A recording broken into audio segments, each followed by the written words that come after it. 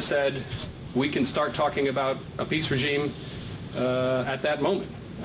It wouldn't actually happen until denuclearization is complete, but we could begin to talk about a peace regime. So how does that fit into OPCON transfer, the responsibilities on the peninsula? It seems to me that's going to sap a lot of money and attention and commitment away from being this new global player. So I don't think it's a bad thing that that Lee's ambitions may not be fully realized. But I do hope that we're able to, at the end of these 5 years, see a very solid base of stepped-up Korean activity in international humanitarian and security-related activities. That would be my goal. Thank you very much, Jim. Jim, could I ask you to turn off the screen? Take a seat, and we'll open up to questions and answers. For those of you... Hopefully people can muse and share their own knowledge about some of these final questions, too, because I'm interested in what people think. There's two introductory notes. One, if you have not yet picked up the paper, there's copies outside. On your way out, please pick up a copy. And in contrast to many of other public programs, for the academic papers, we instead of the formal Q&A session, we hope that the audience will engage in as much of a discussion as asking the author questions. So without further ado, can I ask anybody if there's an initial question? Kirk, it's all yours. Fairly narrow one, but I think it speaks to one of your big question pictures at the end. The slide that's reproduced on page 3 of the report that indicates the list of priorities and conditional security for the NSP. I note here that there's no contingency or scenario about a North Korean regime collapse or state collapse. And I wonder, is that one of the classified contingencies? And first, why would it be classified? Why we don't have this as something well, that would be interesting to see whether under President Lee some of this becomes unclassified. I think, I don't know exactly which ones are classified, but I assume that those are. You remember, Roh Moo-hyun and Lee Jun-suk did not want to talk with the United States at all about revising or updating our joint conceptual plan, COM-plan, for a collapse in the North and this and that. So it does not surprise me that they would want to leave out the fact that they are planning in detail, even though everyone would assume that they are planning in detail for that. But so I think that was totally one of the classified ones. But Lee may say, there's no need to keep it classified. It's there.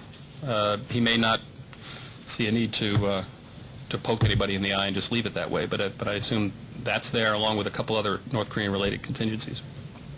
It's a two-finger on that.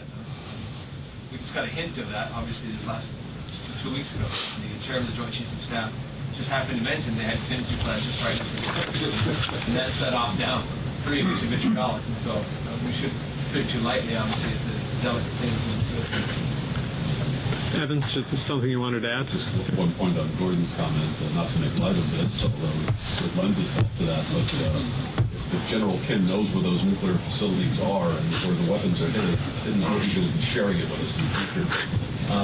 But I was struck during a couple of visits to Seoul earlier this year how willing a lot of people were in the transition to talk openly about a desire to start reviewing contingency plans and to do it in a fairly public fashion. And I was amazed at that, considering that the other side of the transition was saying that they had a very pragmatic approach, and they were willing to engage the North, they were willing to carry on aid and assistance under the right conditions, et cetera, et cetera.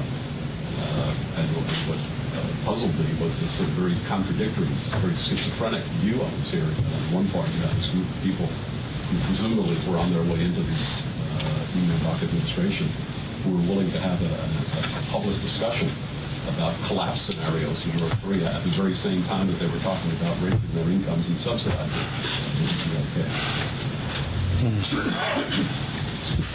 Dr. Patrick? I always get confused when I hear the phrase crisis management. And I assume this is focusing mainly on sort of just natural disasters or security-related issues. For instance, if there's a financial crisis, that falls somebody else's domain. I guess, I don't know. That's sort of the question. But if some of this is talking about PKO operations, is that considered crisis management, or is it pre-crisis management? What is the concept of crisis, and what are the dimensions that are covered here? Well, it's a good question, and like a good professor, you've found the hole in terms of the rational thinking behind this paper. It started out very focused on true crisis management, which gets back to that diagram that talks about the Central Safety Management Committee and how it relates to the Central Disaster and Safety Committee and the cash and all that. As I was thinking about how to translate that research into this paper, and then certainly as after the election and hearing what the Lee administration was talking about, I thought it would be more interesting to kind of expand the theory or behind the paper, which is that under No, they really did go about professionalizing to some extent and improving their crisis management capabilities. They recognized that it needed to be improved.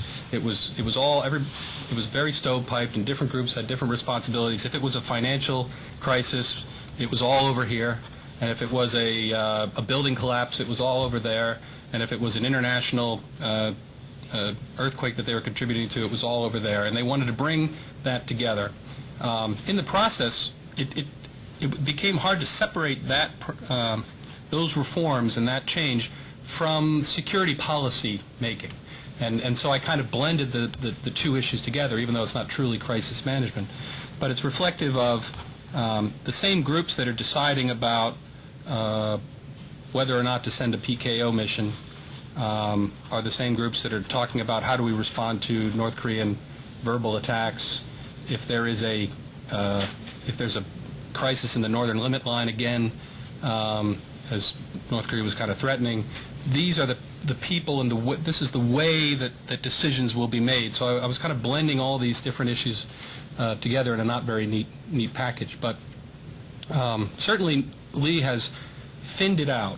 The security policy making and the crisis management process needed to be thinned out. It was still too top-heavy, and so much of it had been brought into the Blue House that Moffat and others were kind of cut out. He's talked about streamlining, and I think he's actually backed it up to some extent by, in his office, Kim Byung-Cook's office is much thinner than was the previous kind of NSC Secretariat Security Policy Office, and so that's the way that crisis management, in my mind, kind of connects to the security policy. But I just see anytime you make a decision to do not just 350 or 400 peacekeepers abroad, but you want to start having 1,000 or 2,000 or 3,000.